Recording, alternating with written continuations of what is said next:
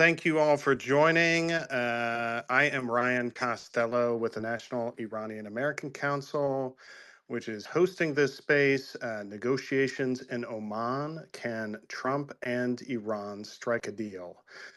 So we're here to unpack the promise of and roadblocks to successful negotiations between the Trump administration and Iran, which are set to begin in Oman tomorrow. As best we can tell, these will start out as indirect negotiations, but may shift to direct negotiations if Iran senses that there is benefit to do so. Of course, these negotiations come at a critical time. In his first week term in office, President Trump tore up the 2015 nuclear agreement struck by his predecessor and pursued maximum pressure sanctions for the remainder of his time in office. During that time, the U.S. and Iran narrowly avoided war on at least two occasions. However, rather than move to restore the nuclear agreement, President Biden balked and engaged in negotiations that failed ultimately to restore a deal. We later learned that President Biden directed his top officials to keep the Middle East off his desk, and in so doing, Iran's nuclear program continued to advance. Now, it may be accurate to say that President Trump has been more focused on negotiations with Iran in his second term in the Oval Office. He has consistently emphasized his preference for negotiations, even going so far as to send a letter to Iran's supreme leader a few weeks ago, making the case for talks. However, he's also signed a memorandum restoring maximum pressure on Iran, even though it never really left. And he's also threatened that if there is no deal as a result of this negotiating process, then there will be bombing. But before we dive in, a quick note, we will try to get to some audience questions throughout this discussion. So to ask them, please either direct message the Twitter account hosting this discussion, NIA Council, or email info@niacouncil.org. That's niacouncil.org. All right. Leading off this discussion, we have Trita Parsi. He is the executive director of the Quincy Institute for Responsible Statecraft and also the founder of the National Iranian American Council. Trita, if you'd be so kind to set the stage for us, how did we get here? Why has Iran agreed to sit down after saying essentially no to negotiations under maximum pressure just a few weeks ago? I think what happened was that the Iranians originally were actually quite optimistic about talks in the beginning of the Trump presidency, and everything shifted on February 4th when Trump signed the memo that you earlier mentioned. Because earlier on, he had sent very clear signals. He wants talks, and his only red line was a nuclear weapon. If that is the framework for the talks, that actually carries some promise, because there has already been an agreement with Iran that was centered on making sure that it didn't build any nuclear weapons. So that has already been done before. It can be done again. What happened with the memo is that it threw in all kinds of other variables, including demands to dismantle Iran's missile program, cut all its relations with its various partners in the region. And those are not things that the Iranians have agreed to even include on any agenda. But we have seen in the last couple of weeks, and particularly since Monday, it's made more public, that Trump essentially has rejected the Israeli pressure for adopting a Libya model on for talks with Iran, meaning that Iran would have to completely dismantle its nuclear program. So there seems to be a basis to explore whether talks are going to be fruitful or not. And I think what will happen on Saturday is that it's more of an exploration of seeing, can the two parties agree to the parameters for the talks, what is not on the table. And again, if it's narrow, if it's focused on the nuclear program, if the goal of the US is to prevent a nuclear weapon, then there is a likelihood for success. And it's under those circumstances that I suspect that you will see talks, perhaps in rather short order, be elevated to direct negotiations rather than just talks. Then, of course, remains the question about these other variables, missiles and Iran's relations with the Houthis, Hezbollah, and other groups. And it seems to me that the Iranians may be open to entertaining, listening, and talking about some of these different things, but not as part of the negotiations. Whether those will be deal breakers at the same level as a demand for a dismantlement of the program or not remains to be seen. But I suspect that even if they're not deal breakers, given the fact that they have to come to some form of agreement within 60 days, based on Trump's own schedule, and it's not entirely arbitrarily because we do have the threat of the snapback sanctions as well, which isn't, it's not something that they can move. That deadline is set. The idea that you could actually do this in 60 days, the JCPOA took 2.5, 3 years to do. And on top of that, you would add all of these other issues to the agenda, seems to me a recipe for failure, even if perhaps there is a possibility to have constructive talks on those other variables. So I would suspect that if Trump is very dedicated towards getting an agreement, he himself may draw the conclusion that at a minimum, they'll do a narrow deal first on the nuclear program and then perhaps expand talks to other issues later on once a nuclear agreement first has been reached.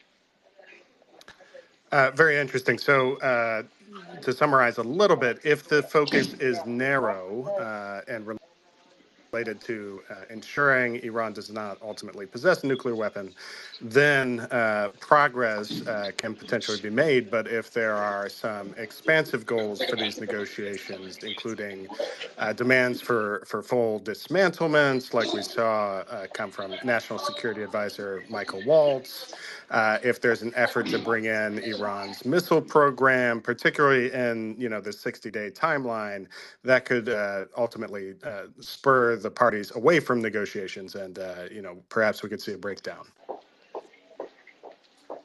Correct. And then I think this dance has already been danced sometime for some weeks now, and the part of the reason why there is an agreement to do this in Oman on Saturday is precisely because the two parties have moved closer together. Whether they have moved close enough remains to be seen. You asked earlier on why the Iranians are willing to do this, mindful of the fact that they refused to negotiate on the maximum pressure during Trump 1. I think to part extent, they have learned that lesson. That actually was a failed strategy. Just ignoring the United States and ignoring Trump did not lead to a better situation for the Iranians. Their economy is under a tremendous amount of pressure. Pezeshkian ran on a platform of getting sanctions lifted and engaging with the United States. But I think also there's another sense of urgency on the Iranian side amongst those who favor striking a deal, those who favor making sure that the nuclear program is used as a bargaining chip to get some sort of arrangement with the United States. There is another element within the Iranian system who, from the outset, have been more favorable towards building a bomb and see the nuclear program not as a bargaining chip. They have always been in a clear minority within the system. But over the course of the last 2 years, they have grown much, much stronger. And we see much stronger voices openly in the Iranian debate, arguing that perhaps Iran actually should have a nuclear deterrent, not a latent, but an active one. And there are several factors as to why that is the case. And the war in Gaza and the extent to which Israel has been able to act with impunity, with complete support from the United States and a large number of European powers, as well as the fact that Iran has been attacked and have attacked back the Israelis, are factors that have really shifted the debate inside of Iran. And those who still favor using it as a bargaining chip feel like this may be one of the last moments they still have a chance of pursuing that strategy before the issue runs out of control for them. And particularly if snapback sanctions are reimposed by October of this year, I think there is a sense amongst them that the debate essentially will be lost, and Iran may actually go in a direction that in their view will be disastrous for a variety of reasons, including the fact that they don't believe that it will necessarily bring about that deterrence for Iran, but actually bring it into the very same war that they seek to avoid. So I think there's an urgency precisely because of the fact that the calculations on the Iranian side have started to shift, and they want to do this deal before it shifts too far. And one additional point we'll ask of you, Trita, before opening up the discussion a little bit more. I think probably a novel aspect we see with the negotiations this time is this emphasis on direct U.S.-Iran trade as a possibility. So we had Iran's foreign minister, Abbas Araghchi, write in, I believe it was Washington Post op-ed this week, saying it's the U.S. administrations and congressional impediments, not Iran, that have kept American enterprises away from the $1 trillion opportunity that access to our economy represents. It certainly seems like it's speaking Donald Trump's language. This would be a novel thing because the JCPOA did not really touch on direct U.S. Iran trade other than the Boeing deal, airlines, and so forth, which was never really implemented as a result of Trump's exit of the deal. So, what might this do to the negotiating process when you have these new chips on the table that might get used?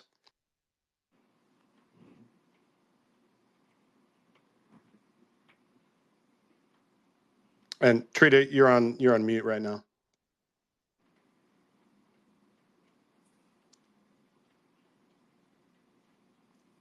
All right. Yep. Sorry, can you Yes. hear me now?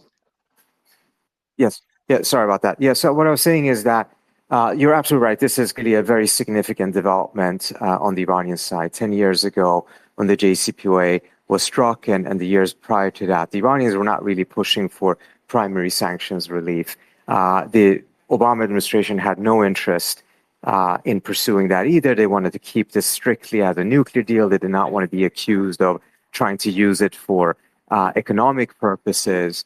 And of course, there was a hard red line from the Iranian conservatives at the time who feared that an American entry into the Iranian market would also entail American influence inside of Iran, and that would eventually erode their own control and their power within the system. This is, I think it goes back to some of the pressure Iran is under economically. And we have now clear indications, both from the op-ed that Araghchi wrote, comments that Pezeshkian and others have been making, citing that the Supreme Leader has also agreed to what they call limited investments in Iran. I've spoken to folks in the business section inside of Iran who also testify that this is a very interesting and significant shift. Now, this is very fascinating because Trump is actually interested in this. Some of the complaints that he had about the JCPOA during the campaign back in 2015 was actually centered on the fact that only secondary sanctions were lifted, primary sanctions were kept in place. And Trump was saying this means that European and Russian and Chinese companies will be able to go in and make money in Iran, but American companies will be kept out, and that is unfair. And it really resonated with his politics of grievance. And the idea for him to be able to strike a deal that actually would bring positive benefits for American businesses, in his view, is a major win, whereas it would be seen almost as a liability by previous administrations. So I think the Trump administration will be very interested in this. And in some ways, that added carrot may be necessary because the Iranian program has expanded so significantly as a result of Trump's own exit, that getting it back to the levels that would be comparable to the JCPOA or go beyond that in the sense of getting a stricter deal would require far bigger carrots from the American side. And primary sanctions is exactly something that could potentially make that difference and provide for a bigger, stronger deal, essentially. Thanks so much, Trita, for setting the scene. I want to bring in Emma Ashford. Emma is a senior fellow on reimagining U.S. grand strategy at the Stimson Center. So, Emma, in President Trump's inauguration speech, he stated, we will measure our success not only by the battles we win, but also by the wars that we end, and perhaps most importantly, the wars we never get into. We've seen a lot of early diplomatic focus from the Trump administration on securing ceasefires related to Israel's bombardment of Gaza and Russia's war in Ukraine. Now, perhaps we are seeing Trump try to make sure Iran is a war that we never get into. How important do you think it will be to Trump's second term to solve the nuclear crisis with Iran and not get sucked in end to a broad war? So thanks for having me here today. I mean, look, I think that this is something that Trump considers important, but I do not think it is the nuclear deal he considers important. It is instead not having to fight a war over it, and that's a slightly different thing. So the broader point that I would make is I think we should interpret this Trump term this time around as a change of approach towards Iran and the nuclear issue, but not necessarily a change in the ultimate goal. I think during his first term, he had a selection of advisors who persuaded him that the correct thing to do was withdraw from the JCPOA, put new sanctions on Iran, the maximum pressure campaign, engage in various other activities like the killing of Soleimani, which would put pressure on Tehran, and then he'd be able to get a better deal out of it. And I think for Trump himself, that genuinely was always the goal. It was not to go down this path into a war with Iran, it was to get this better deal. So I think this time around, that obviously didn't work out for them.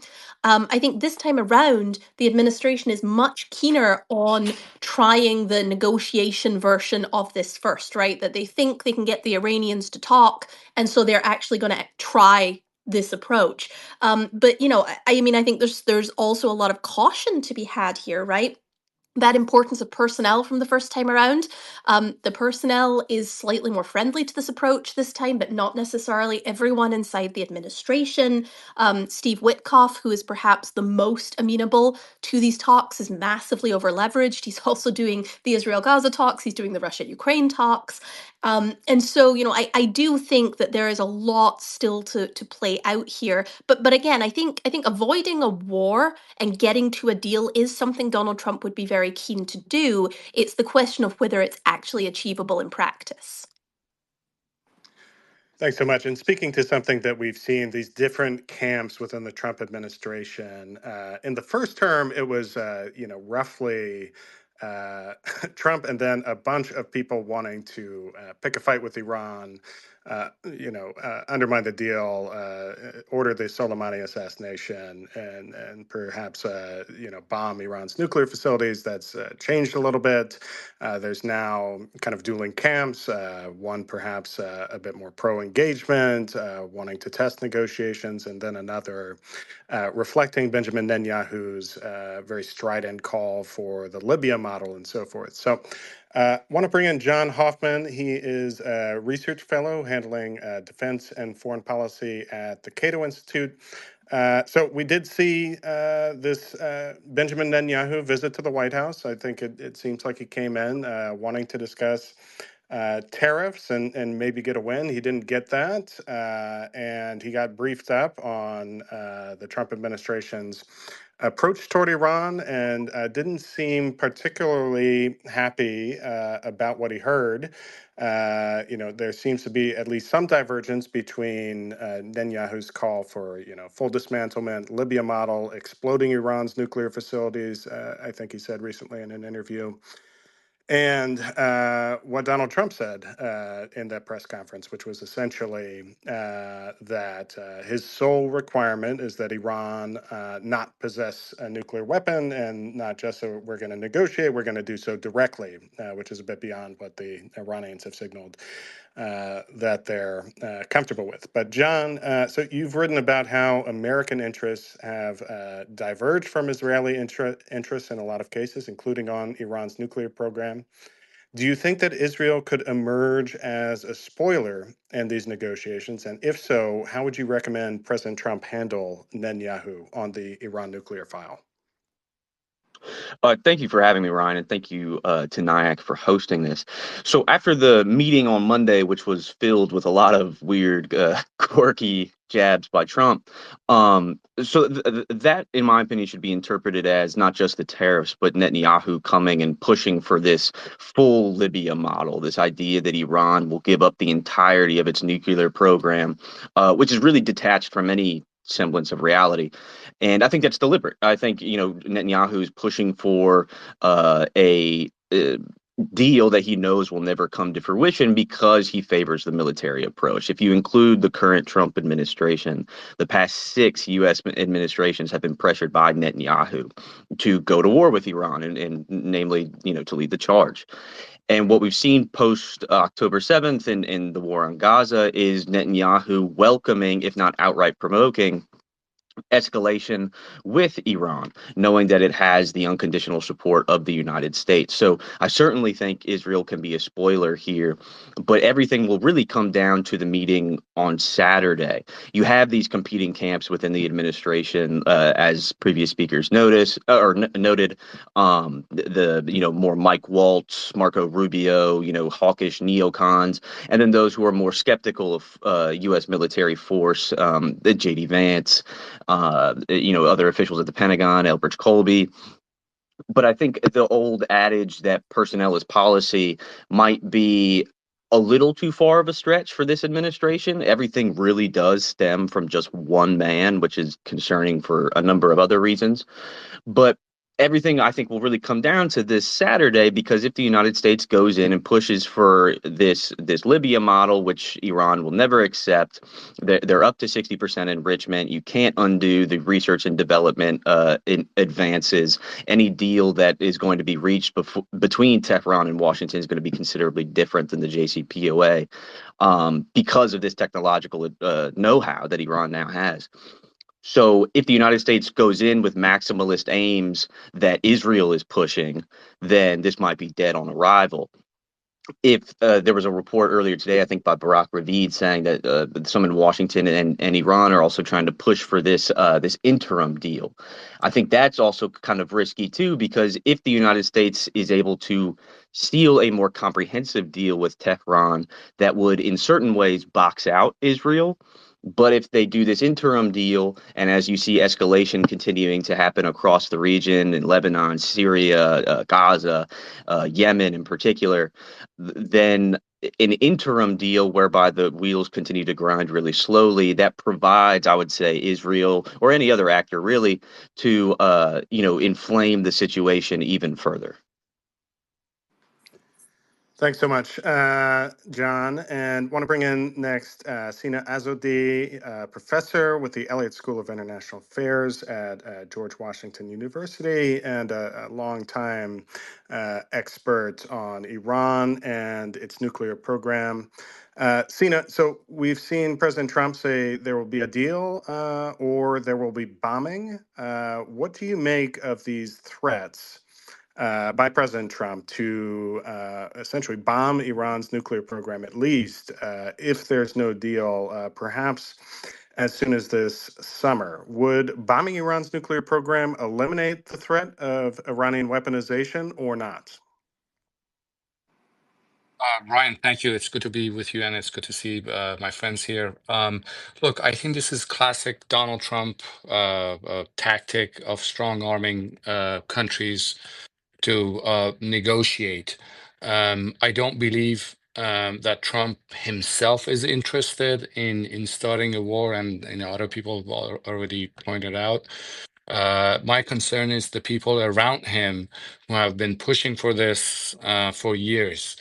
So that's my concern.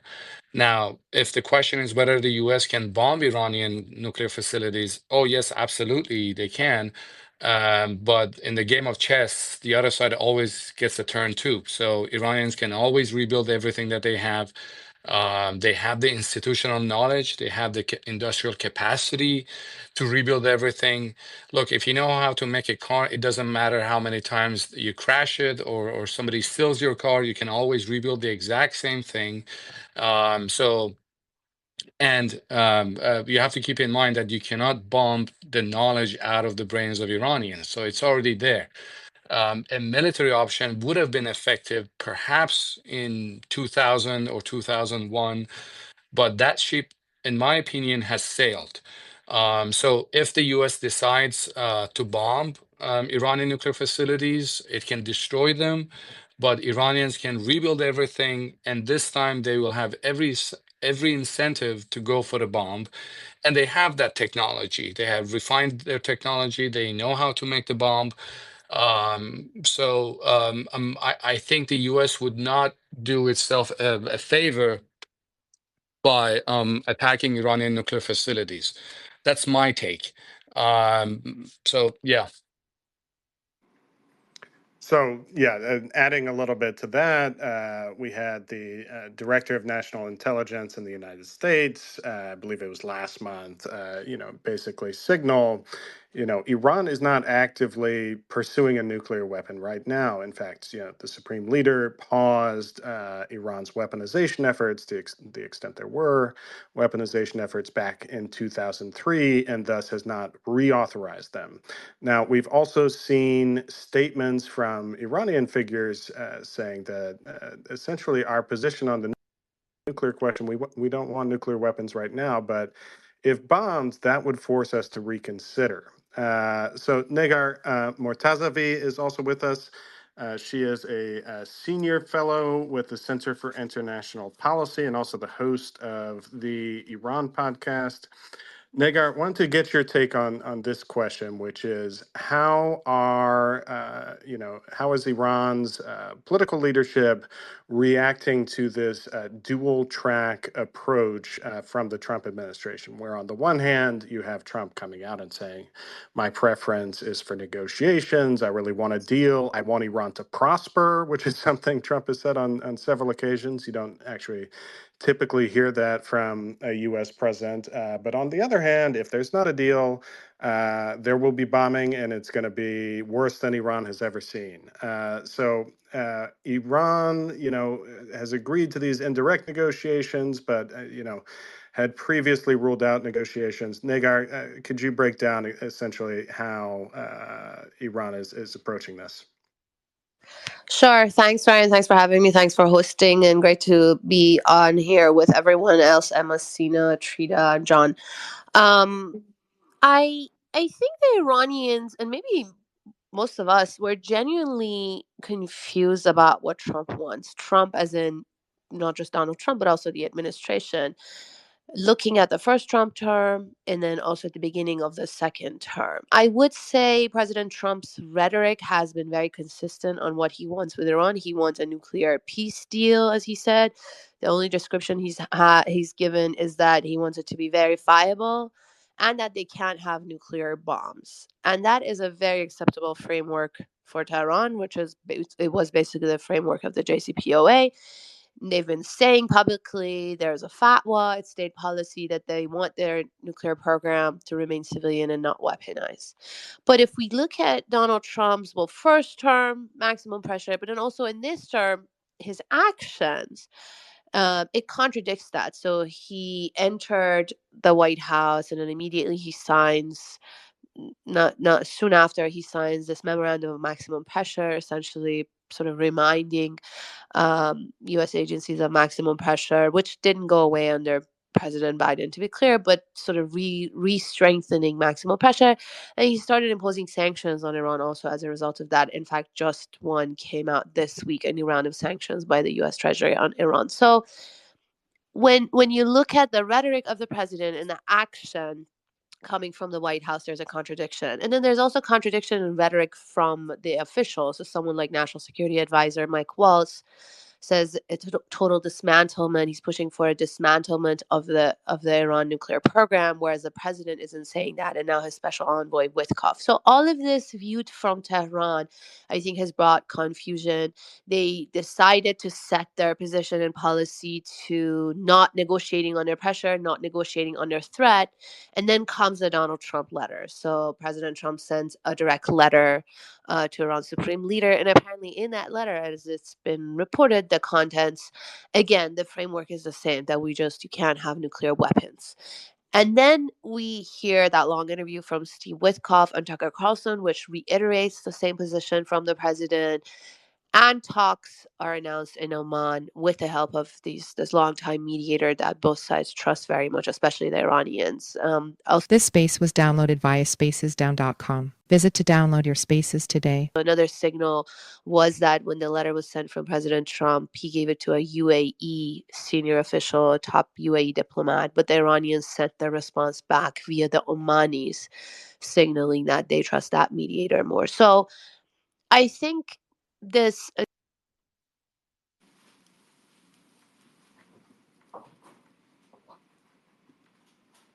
Negar, are you with us still?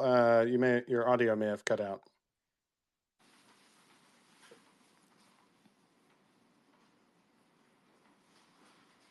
Okay, sorry everybody for the technical difficulties. We'll open it up, I think, to all of the speakers here to answer some questions in just a moment. But want to interject very briefly that we will try to get to some audience questions throughout the discussion, and so to ask them, either send a Can you hear me direct. now? Yes, I can. Oh, Hold on one second. I'll pitch how to ask questions here. So either direct message or DM the Twitter account hosting this discussion, NIA Council, or email info@niacouncil.org, and we'll try to get to it. Negar, do you want to pick back up where you were? sure. I just wanted to explain this sort of indirect talk situation. I think there's a way for Tehran to signal that they're not having a very quick shift in policy, because just recently they were saying they will negotiate under maximum pressure.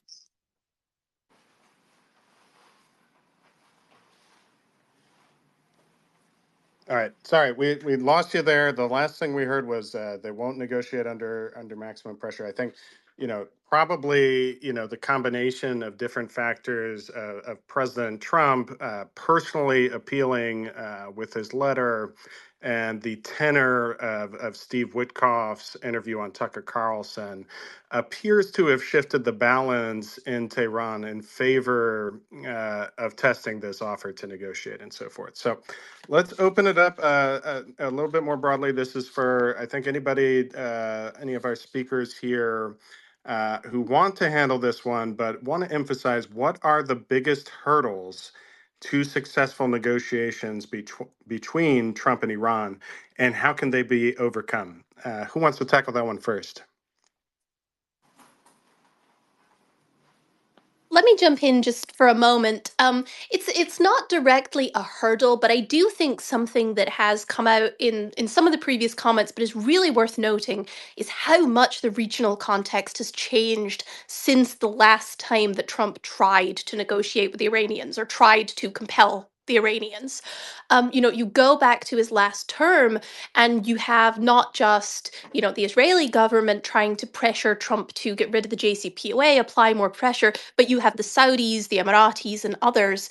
Now that has all changed, right? The Saudis are much more looking for regional reconciliation. They're kind of on the outs with the Emiratis. The Israelis have managed to alienate a whole bunch of regional states that they were drawing closer to previously. And so, just in the regional context, I think it's worth noting that there are far fewer hurdles than there were before, albeit Israeli politics continues to be the one that may be problematic here. Yeah, certainly major shifts, as Emma brings up, where the Saudis, the Emiratis, I think, saw that perhaps they were in the direct line of fire if there is going to be a broader regional war, and shifted toward accommodation with Iran and so forth. So now you had the Saudis essentially offering to broker negotiations. I don't think that was entirely picked up on by the parties and so forth, but more helpful as opposed to, pushing for maximum pressure. Now they're in the camp, appearing to want a dialing back of tensions, and potentially worried about the consequences, both of Iran weaponizing its nuclear program, absent a deal, and the potential consequences of war with Iran, and what that might mean for Saudi security and ability to settle oil and so forth. So, just others, yeah, what do we think of the possible hurdles to negotiations here in Oman on Saturday? I think well, it's just not the negotiations in Oman, but I think overall we shouldn't discount the role of or underestimate the role of domestic spoilers in Tehran, in Washington. There are people in Tehran who benefit from undermining negotiations because it serves their financial and economic interests, their political interests. There are many in Tehran who don't want the Pezeshkian administration to have any foreign policy achievements. And there are also those who in DC who would benefit both financially and in terms of policy and influence to make sure that the talks and negotiations are undermined. So I don't think we should, discount their role or underestimate their interest in undermining the negotiations.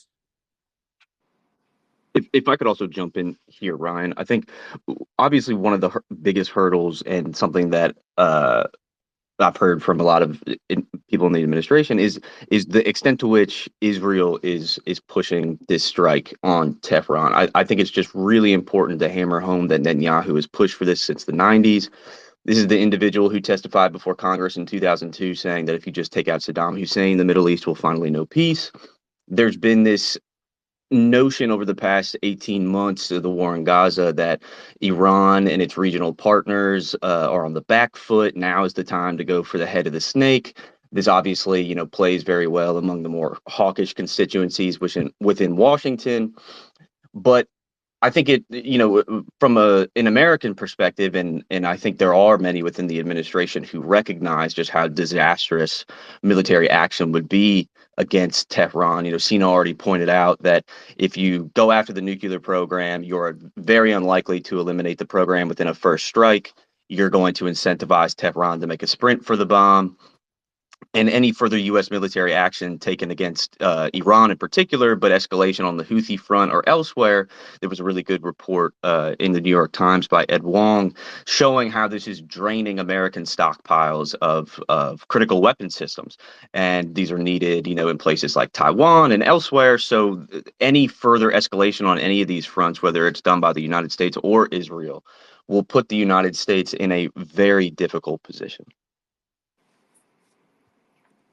Negar, did you want to jump in? Can you hear me? Yep. Okay, I'm sorry, everyone. It's raining in Washington. I don't know if that's impacting the internet. I usually have good internet. I hope you can hear me well.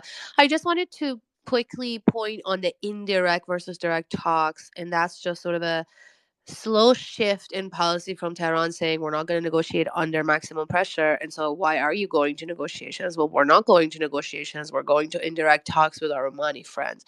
But at the same time, we're hearing Iranian officials indicating that there is a potential for beyond just indirect talks if things go well or if the framework is acceptable to Iran. So going back to my original point, they're generally unsure. Is the U.S. bottom line going to be you just can't have nuclear weapons, which that is acceptable from Tehran, something to negotiate on, or is the bottom line going to be what, for example, a national security advisor has said, a total dismantlement of the program, which is a red line for Iran? And I think after hearing that, the talks will just end right there in Oman on Saturday and wouldn't need to even be going to direct or face to face.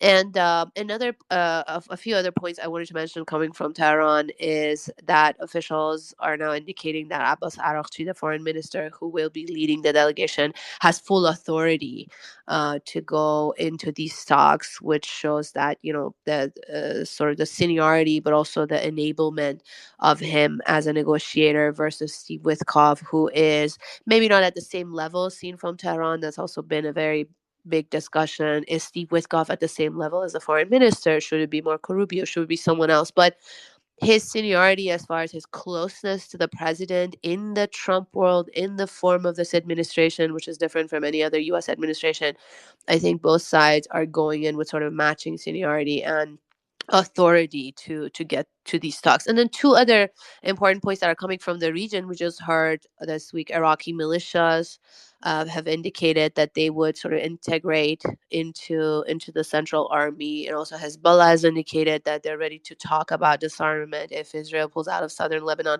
All of these also go sort of in line with that Tehran talking point or the rhetoric that they're pushing, that they would potentially accept first indicating that these militias or the members of the Axis are semi-independent actors. They're not proxies of Tehran, and also this rhetoric that Tehran has been saying that if they come to any form of agreements or ceasefires or whatever each respective one has, that Tehran would also respect that. And so this also, I think, plays into sort of that regional question further down the line, not for this Saturday, but shows more readiness for Tehran to discuss issues beyond just the nuclear program. Yeah, and kind of in that vein, we also saw the Houthis, message that if there is a pause in the bombing in Yemen, then they would be willing to forego targeting of U.S. vessels and so forth. So another possible, item you could connect the dots on, where a lot of members of the Axis of Resistance are signaling perhaps they'd be willing to dial down the temperature at the same time these negotiations. There's some, degree of communication, it seems, going on between the U.S. and Iran leading into these talks. I don't think anybody knows the extent of those conversations. This would be, the first kind of indirect and maybe direct negotiation, but some conversations have preceded. We just don't know the details. So let me ask everybody, if there's a failure to strike a deal, perhaps the Trump administration comes in and it says full dismantlement, brings the Michael Waltz position, or suggests the Libya model or something. There's a blow up. There's not a prospect of near-term negotiations again on the horizon. What would that mean? Do we think that Trump would make good on his threat for there to be bombing of Iran's nuclear program if there's no breakthrough, or do we think that's mainly hype, and that push comes to shove, the U.S. is dealing maybe with a weaker hand, and Trump would really just do what it takes to come back to the negotiating table or kick the can down the road, but not actually ramp up the B-2 bombers that have been cited at Diego Garcia and start a very, very messy war here. Curious for thoughts there.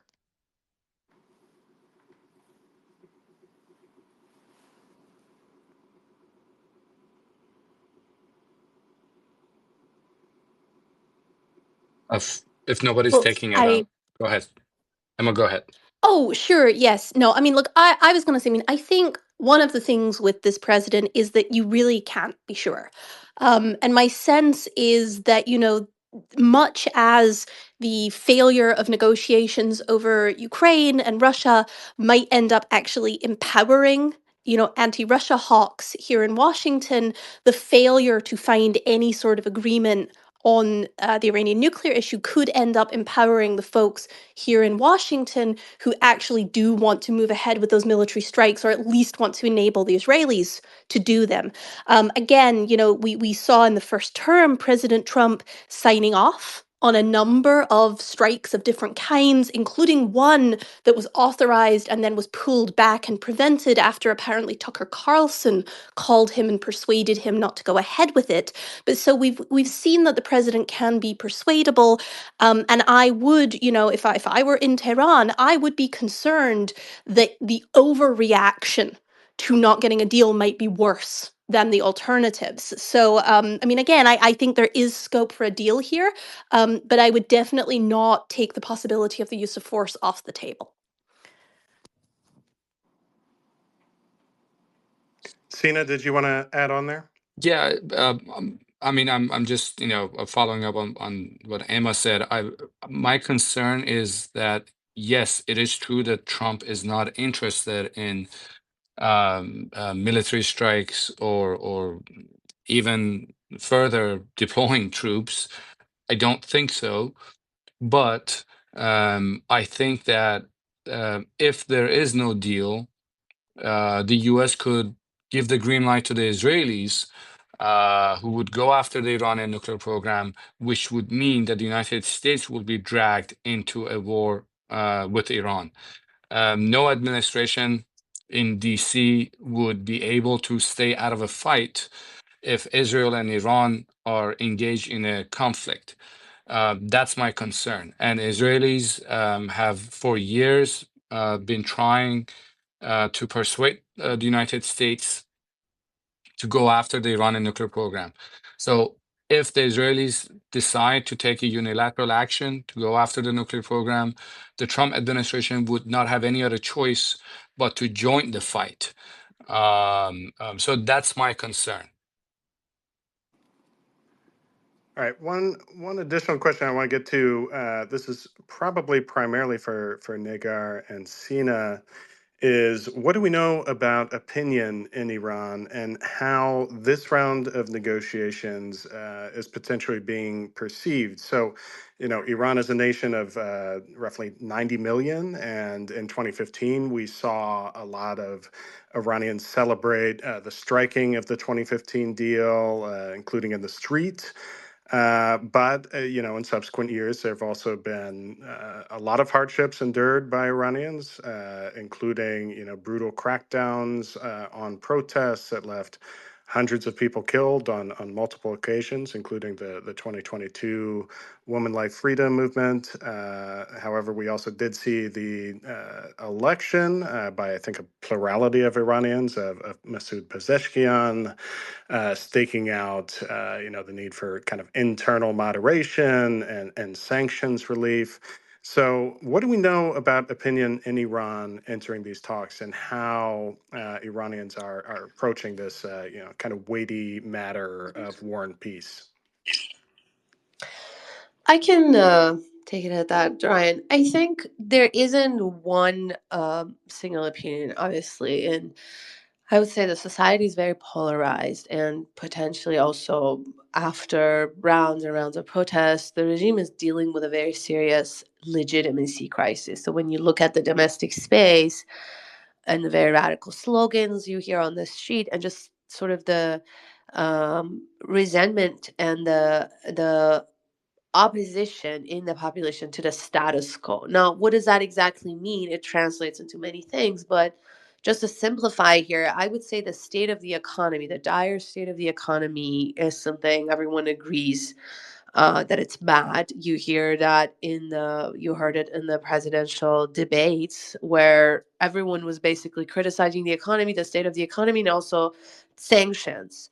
And how the sanctions are brought, and no one's sort of taking responsibility for how the economy is. And eventually, as you said, Masoud Pezeshkian, the reformist one, whose at least foreign policy promises and to resolve issues with the U.S. and sanctions removal and all of that were continuation, echoing of what the Rouhani administration was trying to pursue. So I would say if we look at the elections, which had very low turnout, but nevertheless he won with the majority of votes, of millions of Iranians, I would say that is sort of the most highlighted path that the society wants the government to take to sort of resolve this disagreement, the issue with the US, which is on the nuclear program and beyond in the region, and first and foremost to address the state of the economy, which US sanctions have severely harmed. It's not only US sanctions, there are domestic factors also, mismanagement, corruption.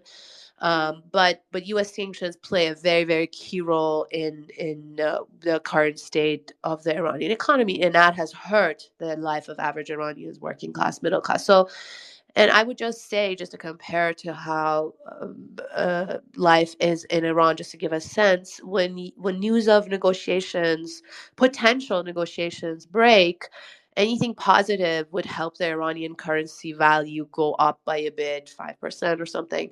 And any negative news will bring down the value of the Iranian currency against the dollar. And that has impact on the daily lives of Iranians, on their purchasing power and quality of life. So I would say right now all eyes are on Oman by Iranians, following the news very closely and potentially hoping that this would impact the state of the economy. You also have obviously opposition to any form of negotiation, potentially even sanctions relief, with sort of the more radical segments of the society who are saying any form of negotiation or a deal or sanctions relief would be a boost to the regime, and that's just not helpful. But I don't really see that sort of resonating in the majority of the population. Most people want to have a better life, want a better state of the economy, and would welcome sanctions relief and some form of diplomacy and engagement and detente with the U.S. and less tension. People are genuinely also afraid of war and being bombed when they live inside Iran. So these are all very serious concerns and reasons people are watching the news of the negotiations. There's also Yeah. another faction, So just very briefly. There's also another faction, the hardliners, if you will, that they oppose the negotiations. They do not want any engagement with the United States. And their argument is that negotiating with the U.S. is negotiating with, the side or the party to the conflict that assassinated Soleimani. I'm looking at, some of the posts, the social media posts, and these, Paidari people, the hardliners, they're very much against the negotiations for tomorrow. I think we saw as well, like a social media post. Negar, you may have pointed this out, but Iranian influencer suggesting that based on the outcome of the negotiations, people will either be driving a Tesla or a tank inside Iran, and it does seem like there's a really big, gap between the possible ways that this can break down and so forth. And I'll also just say it does seem like Iran's leadership has this very kind of tough balancing act with respect to the sanctions because they have this experience of negotiating a deal and having a lot of companies come in contracts and so forth, and then everything being pulled out from under them with the sanctions snapping back. And so if Iran does agree to a deal, yes, there can be some economic benefit. Ordinary Iranians who are very angry with their government and so forth can see some relief. That could potentially be a pressure relief valve.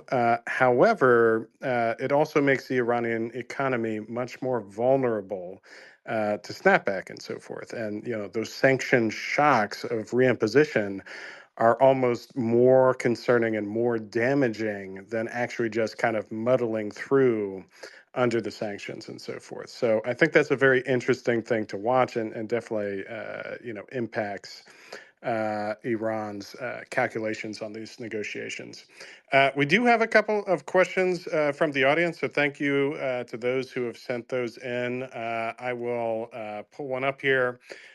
So one of the questions is, can a durable agreement be reached between the U.S. and Iran if nothing is done to reduce the conflict between Iran and Israel?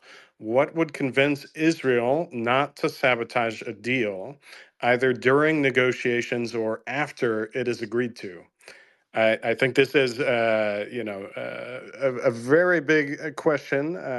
Curious for our speakers' takes on this one, if there is anything to be done to convince the Netanyahu-led government in Israel not to try to sabotage the talks.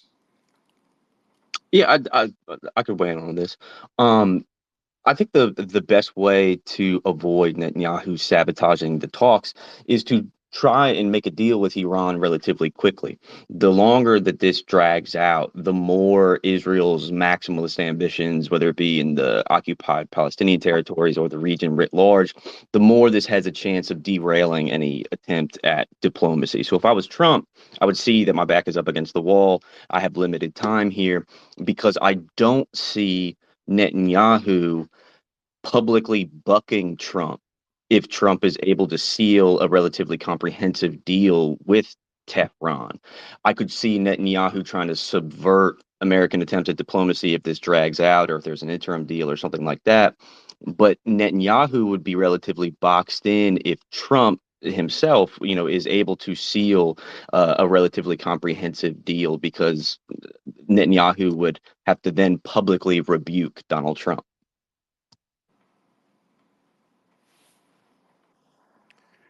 Thank you, John. Have another question from the audience.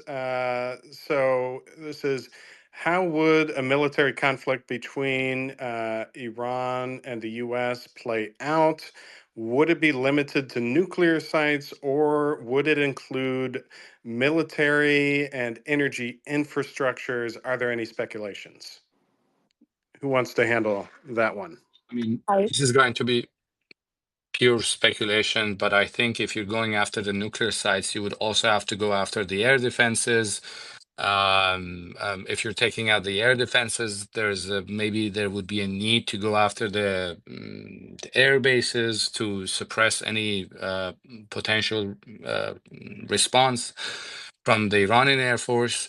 And this is based on some of the things that David Petraeus recently argued, that in the past the U.S. has had practiced drills under which these sites were also on the target list. So again, but this is speculation.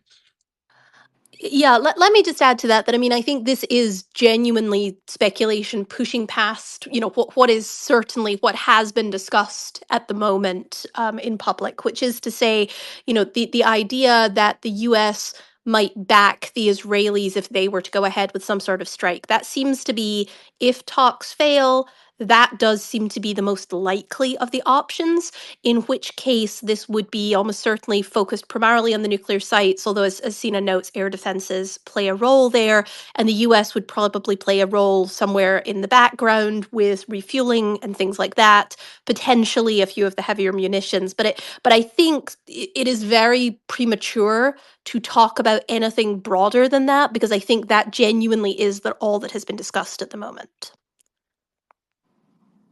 Yeah, I think. And I just add on to that a little bit that, we've also seen just what the narrative of some of the opponents of negotiations have talked about. And, back in one of the tit for tat fires, exchanges of fire between Iran and Israel in the fall, we saw Israel do kind of a very limited strike on Iran's oil infrastructure. Essentially, I believe it was hitting some empty tanker, but still a big signal there that Iran's oil infrastructure, which would be, I think catastrophic on a number of levels, could be targeted in a military operation. And that was reflected by Senator Lindsey Graham, very hawkish rhetoric saying, you've got to make, Iran's leaders choose between their nuclear program and their oil infrastructure and so forth. So,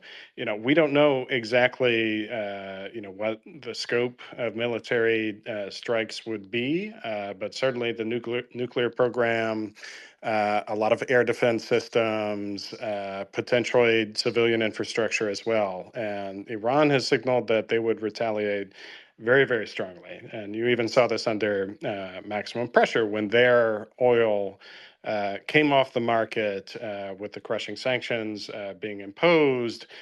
They started targeting oil tankers in the Persian Gulf and going tit for tat there, and also the attack on Saudi oil infrastructure as well, a big warning sign about Iran's capabilities and so forth. Hey, Brian, if I could add. Yes. Yeah, just one thing. I might have to hop off here soon. But one thing I would add too is on that matter of Iranian retaliation is that there's more than 40,000 U.S. troops scattered across more than 63 bases in the Middle East.